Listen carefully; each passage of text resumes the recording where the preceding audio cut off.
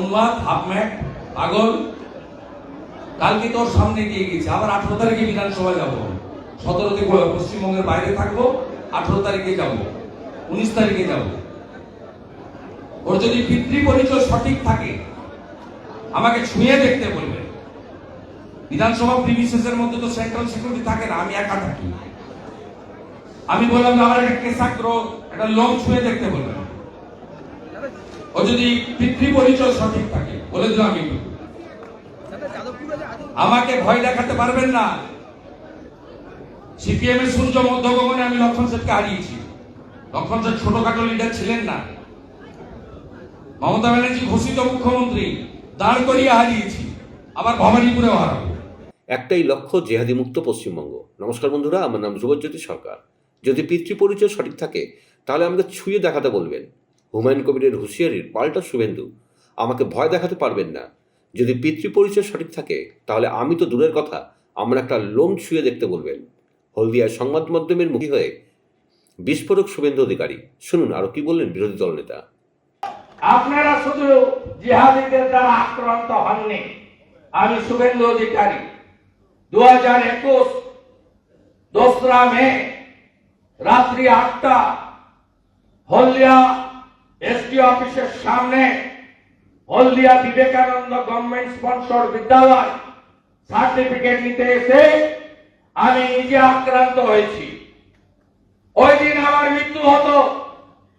জিহাদিরা এত বড় বড় পাথর ছুড়েছে, কেন্দ্রীয় স্বরাষ্ট্র দপ্তর সিআরপিএফ এর বুলেট প্রুফ গাড়ি থাকে আমার সাথে, আমি চড়ি না। ঈশ্বর ছিল, ভালো কাজে নেমেছি, সেই জন্য সেই দিনই আমি ওই গাড়িটায় ছিলাম। যারা ওই চত্বরে ছিলেন সেদিন আমার গাড়ির অবস্থা আপনারা দেখেছেন। একটা কাঁচের অস্তিত্ব ছিল না বাইরের দিকে।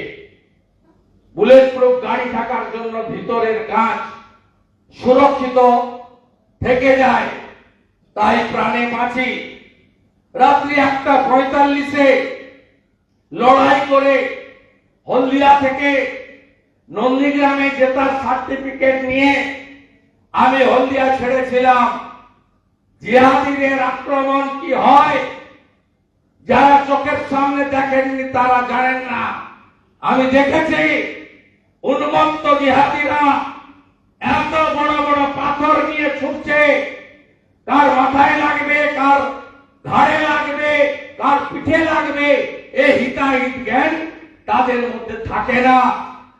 তাই এই জিহাদিদেরকে হলদিয়া থেকে একেবারে সমূলে যদি উৎপাদন করতে হয়, আগামী দিনে নরেন্দ্র মোদীজির নেতৃত্বে পশ্চিম বাংলায় ডবল ইঞ্জিন সরকার করতে হবে। আমাদের 39% ভোট রাজ্যে, এ জেলায় নয়, এ জেলায় আমরা কত 46% ভোট পেয়েছি। এই জেলায় বিজেপি 46% ভোট পেয়েছে। যেদিন 46% ভোট রাজ্যে পাবে সেদিন 180-র বেশি সিট নিয়ে বিজেপি সরকারে আসবে।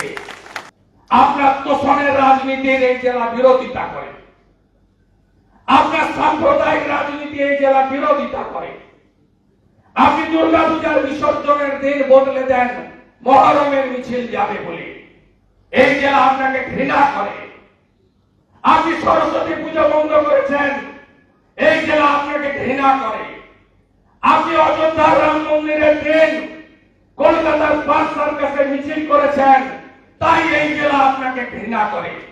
আপনি 66 কোটি হিন্দু অমৃত স্নান করেছে প্রয়াগরাজে মহাকুম্ভে, আপনি মৃত্যু কুম্ভ বলেছেন, তাই আপনাকে এই জেলা ঘৃণা করে। আপনি অপরাজয় নন মাননীয়া। আপনার মামা প্রশান্ত দাসকে দিয়ে আপনাকে আমি কাউন্সিলরে হারিয়েছি। আপনি একটা কর্মসূচি করতে দেননি হলদিয়াতে কাউকে। উনি এত লোভী, বিধায়ক পদ রেখে জয়েন করেছিলেন। তফাৎ আছে আমার সঙ্গে ওনার।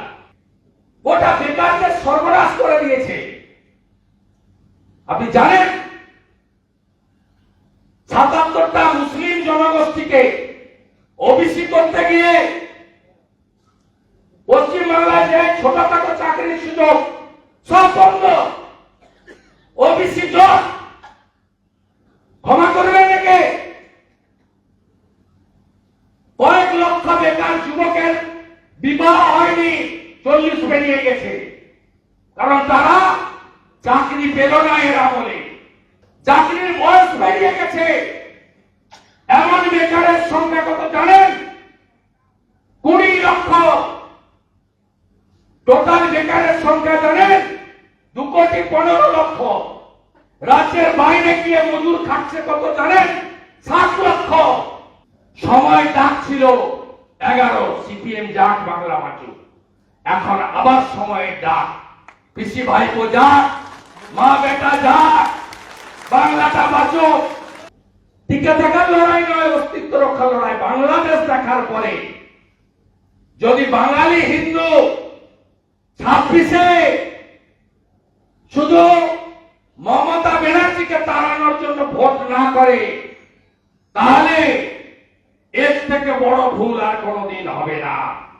শেষ সুযোগ 26-এ হিন্দু সনাতনীদের কাছে, জনজাতিদের কাছে এই আবর্জনা মুক্ত বাংলা করতে হবে। বন্ধুরা, ভিডিওটি ভালো লাগলে দয়া করে লাইক শেয়ার করে দেবেন, আমাদের পেজটা ফলো করে নেবেন, আর আপনার মতামত কমেন্ট করে অবশ্যই জানান। ধন্যবাদ।